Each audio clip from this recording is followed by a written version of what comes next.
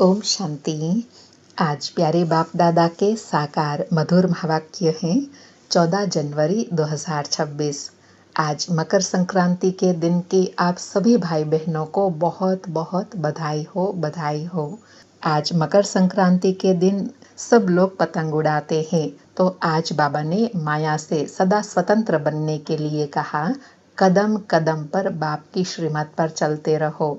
एक बाप से ही सुनो तो फिर माया का वार नहीं होगा। बाबा कहे ऊंच पद पाना है तो बाबा का जो डायरेक्शन है उस पर चलते रहो। बस बाबा ने कहा और बच्चों ने माना, और कोई दूसरा संकल्प न आए। और साथ में बाबा कहे रूहानी सर्विस में लगे रहो।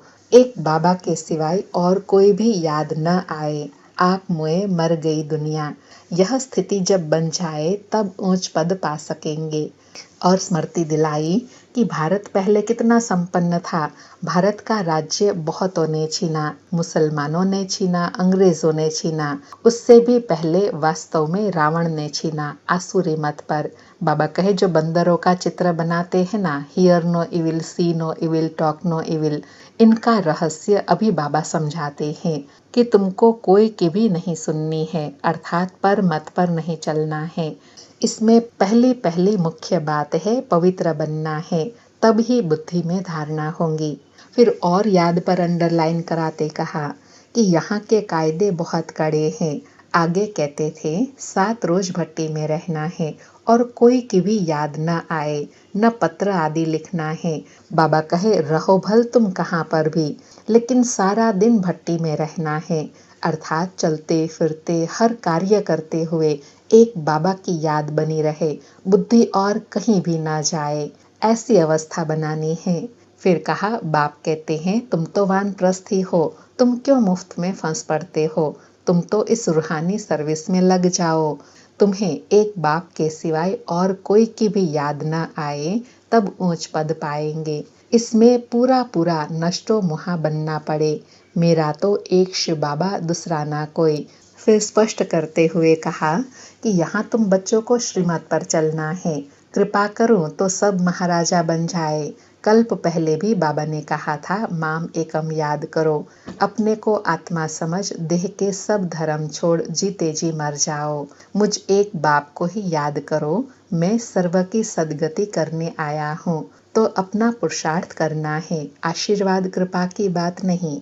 फिर लास्ट में भी और याद के लिए कहा कि अब बाप समझाते हैं बच्चे और सब बातें छोड़कर माम एकम याद करो तो विक्रम विनाश होंगे।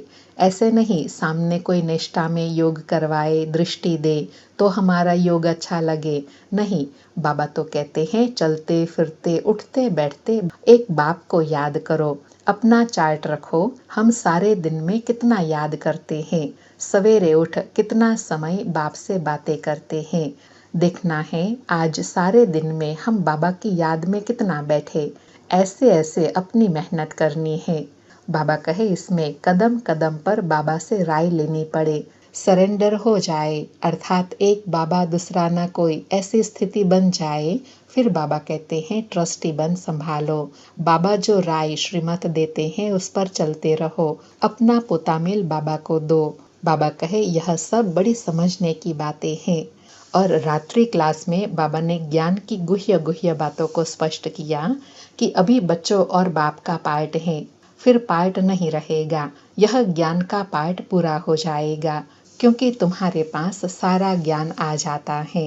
न देने वाले पास और देने के लिए रहेगा, न लेने वाले में कोई कमी रहेगी। दोनों एक दो के समान हो जाएंगे। अर्थात बच्चे जब बाप समान बन जाएंगे तो बाबा कहे मेरा ज्ञान देने का पार्ट पूरा हो जाएगा। इसमें विचार सागर मंथन करने की बुद्धि चाहिए। खास पुरुषार्थ है याद की यात्रा का। और साथ में कहा कि अभी तुम सृष्टि चक्र का अंत पाते हो, अर्थात तुमको पूरी समझ मिलती है। रचयिता और रचना के आदि मध्य अंत को तुम ही जानते हो। बाबा नॉलेजफुल हैं, हम भी नॉलेज में फुल हो जाएंगे। फिर पाने के लिए कुछ भी रहेगा नहीं। बाबा कहे ज्ञान में भल बाप समान बन जाते हो, लेकिन आत्मा तो आत्मा ही रहेंगी, बाप होकर तो नहीं रहेंगे ना। ऐसे नहीं कि बाप समान नॉलेजफुल बन गए तो हम बाप बन जाएंगे। नहीं, बाप बाप है और बच्चे बच्चे रहेंगे। तो बाबा कहे यह सभी विचार सागर मंथन करने की बहुत डीप बातें हैं। सुनते हैं प्यारे बाप दादा के अनमोल मधुर महावाक्य। आज बाबा कहे मीठे बच्चे, कदम कदम बाप की श्रीमत पर चलते रहो। एक बाप से ही सुनो तो माया का वार नहीं होगा। आज मुरली से प्रश्न है, ऊंच पद प्राप्त करने का आधार क्या है? उत्तर में बाबा ने ऊंच पद प्राप्त करने के लिए दो बातें बताई। पहला कहा, ऊंच पद प्राप्त करने के लिए बाप के हर डायरेक्शन पर चलते रहो। बाप का डायरेक्शन मिला और बच्चों ने माना, दूसरा कोई संकल्प भी न आए। दूसरा बताया, इस रूहानी सर्विस में लग जाओ, तुम्हें और कोई की याद नहीं आनी चाहिए। आप मुए मर गई दुनिया, तब ऊंच पद मिल सकता है। आज मुरली में गीत बजा, तुम्हें पाके हमने जहां पा लिया, जमी तो जमी आसमां भी पा लिया। आज सारी मुरली से धारणा के लिए सार है। पहला पॉइंट, माया पहलवान बन सामने आएंगी, उससे डरना नहीं है, माया जीत बनना है। कदम कदम पर श्रीमत पर चल, अपने ऊपर आपे ही कृपा करनी है। दूसरा पॉइंट, बाप को अपना सच्चा सच्चा पोतामेल बताना है, ट्रस्टी होकर रहना है, चलते फिरते याद का अभ्यास करना है। आज प्यारे बाबा का वरदान है, रूहे गुलाब बन दूर दूर तक रूहानी खुशबू फैलाने वाले रूहानी सेवाधारी भव।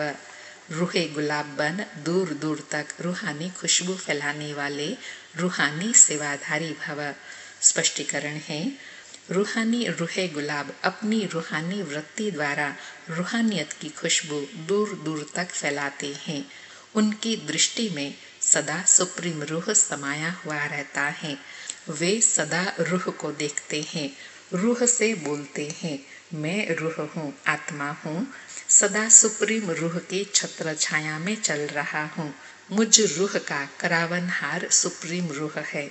ऐसे हर सेकंड हजूर को हाजिर अनुभव करने वाले सदा रूहानी खुशबू में अविनाशी और एक रस रहते हैं। यही है रूहानी सेवाधारी की नंबर 1 विशेषता। बाबा ने रूहानी सेवाधारी व रूहे गुलाब आत्मा की विशेषता बताई। एक तो उनकी वृत्ति में रूहानियत होंगी, जिससे रूहानियत की खुशबू फैलती रहेंगी। दूसरा, उनकी दृष्टि में सुप्रीम रूह शिव बाबा समाया हुआ होगा। और तीसरा, वे सदा अपने ऊपर सुप्रीम रूह की छत्र छाया का अनुभव करेगा। और चौथा, कर्म करते हुए करावनहार की स्मृति में रहेगा, अर्थात वह सदा शिव बाबा हजूर को अपने साथ अनुभव करेगा। आज का स्लोगन है, निर्विघ्न बन सेवा में आगे नंबर लेना, अर्थात नंबर 1 भाग्यशाली बनना। निर्विघ्न बन सेवा में आगे नंबर लेना, अर्थात नंबर 1 भाग्यशाली बनना। अच्छा, मीठे मीठे सिकिलधे बच्चों प्रति माता पिता बाप दादा का याद प्यार और गुड मॉर्निंग। रूहानी बाप की रूहानी बच्चों को नमस्ते। हम रूहानी बच्चों की रूहानी माता पिता बाप दादा को याद प्यार, गुड मॉर्निंग और नमस्ते नमस्ते।